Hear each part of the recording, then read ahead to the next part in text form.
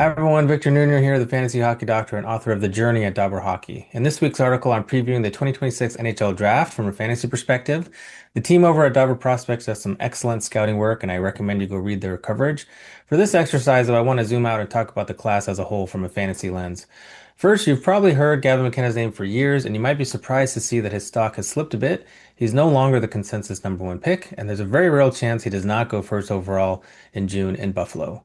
From a fantasy perspective, though, I still think you should take McKenna number one. He remains a clear fantasy option in this class, and I go into details why in the article. Ivor Stenberg is a terrific player in his own right, but I don't think fantasy managers should overthink this. It's still McKenna at the top.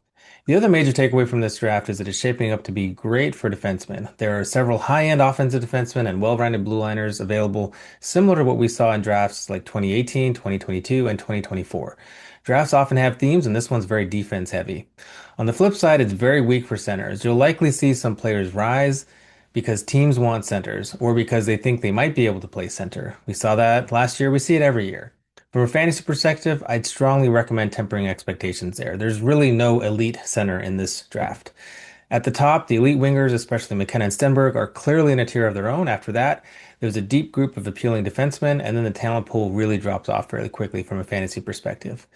That's an important thing to keep in mind as we get closer to draft days, as you think about trading your first round picks or acquiring your first round picks. All of that is important to know now, and it might shift a little bit between now and June, but that's the general idea.